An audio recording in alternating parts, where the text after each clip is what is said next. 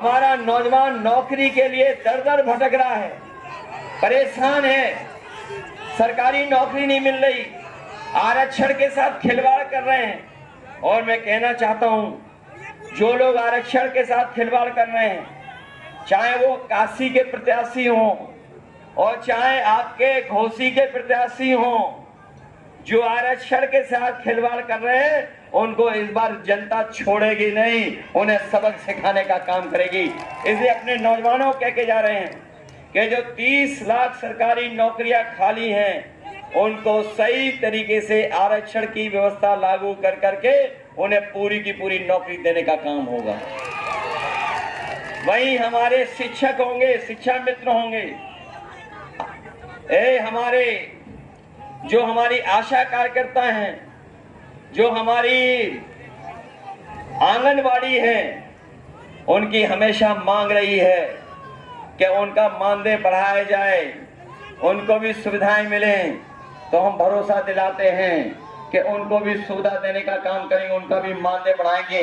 जहां मानदेय उनका बढ़ेगा वहीं हमारी मनरेगा की मजदूरी को भी हम लोग प्रतिदिन 450 कर करके अपने मजदूर भाइयों की मदद करने का काम करेंगे। इसलिए मदद करो सब लोग, मदद करोगे सब लोग। जो दूसरे प्रत्याशी हैं, सुना है जब भी कोई आ रहा है तो वो लड़खड़ा करके गिर पड़ रहे हैं, उनको छड़ी भी नहीं मदद कर पा रही है। बताओ, छड़ी मदद कर पा रही है कहीं? लड़खड़ा के कैसे गिर रहे हैं, देखा आपने कि नहीं देखा? और सुना है मैंने, कभी हम लोगों ने गुरु लोगों के सामने उठक बैठक की होगी। ये नए जो राजनीतिक गुरु हैं, जिन्हें वो अपना राजनीतिक गुरु मानते हैं, बताओ उनके सामने उठक बैठक कर रहे थे कि नहीं कर रहे थे? बताओ, जो वोट डलने से पहले उठक बैठक कर रहे हो, तो बताओ बाद में कितनी उठक बैठक करेंगे ये लोग। इसलिए सावधान हो के नहीं हो। ये जो आखिरी समय पे मैनेजमेंट करते हैं, जो मैनेजमेंट होता है बूथ का, उस पे भी सावधान रहोगे कि नहीं रहोगे? सुना है बीजेपी वाले नई रणनीति बना रहे हैं कि आपको बूथ पे नहीं जाने देंगे। बताओ हमारे मऊ के बहादुर लोगों, ऐसा तो नहीं है कि रोके तो आप लोग रुक जाओगे? रुक तो नहीं जाओगे आप लोग? और याद है आपने, आपको तो याद होगा, आपको भी याद होगा, घोसी के चुनाव में भी रोकने की कोशिश की थी। लेकिन मैं आपको बधाई देना चाहता हूं कि हमारे बहादुर लोग हैं, एक भी रुका नहीं और अपना वोट डाल के आया था। बताओ, वोट डालेंगे आप लोग? और याद रखना, ये वैक्सीन लगवा करके हमारी आपके जान के पीछे तो पड़े ही पड़े हैं। इन्होंने 400 का नारा देके ये संविधान के पीछे भी पड़े हैं।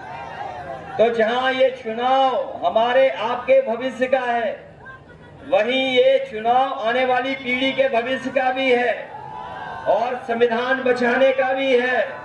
तो बताओ, संविधान बचाओगे कि नहीं बचाओगे?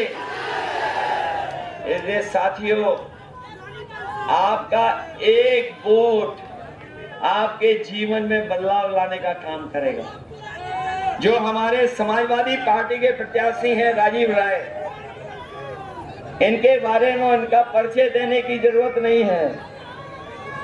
ये राजीव राय जी लगातार आपके बीच में रह करके सेवा करते रहे हैं और जब कभी भी संकट आया होगा, हमारे जो फंसे हुए मजदूर जो कोकागंज के मलेशिया में फंसे थे, उन मजदूरों को याद होगा, जब सरकार ने भी हाथ खड़े कर लिए, बीजेपी ने हाथ खड़े कर लिए, कोई मदद नहीं की। जब कोई सब कुछ उनके हाथ में था, संसाधन हाथ में थे, सरकार थी, जो चाहते सो कर लेते। लेकिन याद रखना, जब जनता को जरूरत थी तब सरकार ने आपकी मदद नहीं की थी। और ऐसा भी समय देखा था, गुजरात से, महाराष्ट्र से, बाहर से जो हमारे काम करने वाले गरीब लोग थे, उन्हें पैदल पैदल अपने घर तक पहुंचना पड़ा था।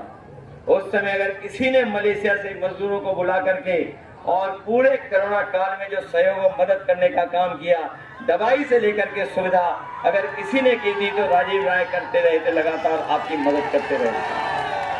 इसलिए मुझे पूरा भरोसा है कि जहां आप राजीव राय जी की मदद करने जा रहे हैं, वहीं आप लोग समाजवादी पार्टी की भी मदद करना। बताओ, ये राजीव राय जी समाजवादी पार्टी के प्रत्याशी हैं, इनका चुनाव चिन्ह याद है? और आप लोग तो जानते होंगे कि आप में से बहुत से लोग चाहते थे कि गठबंधन हो जाए। बताओ, गठबंधन हो गया कि नहीं हो गया? बताओ, गठबंधन से ही लोग घबरा गए कि नहीं घबरा गए? और इतने घबराए हैं कि इतने लड़खड़ाए कि इन्हें ये भी मदद नहीं करेगी यार। बताओ, लड़खड़ा गए कि नहीं लड़खड़ा गए? और ये ऐसे हैं, स्वार्थी लोग हैं। बताओ, स्वार्थी लोगों से बचाओगे कि नहीं बचाओगे? पुराने स्टेटमेंट तो याद होंगे। बताओ, बीजेपी के लिए क्या कहते थे ये कि चल सन्यासी मंदिर में। और हमारे साथियों, गूगल करके या यूट्यूब पे गाना सुन लेना। पहली लाइन तो हम और आप लोग कह सकते हैं, दूसरी लाइन तो कोई भी नहीं कह सकता है। सोचिए आप किस किस को धोखा दिए हैं। और ये ऐसे धोखेबाज हैं जो अपने को भी धोखा देंगे, अपने आप को भी धोखा दे रहे हैं।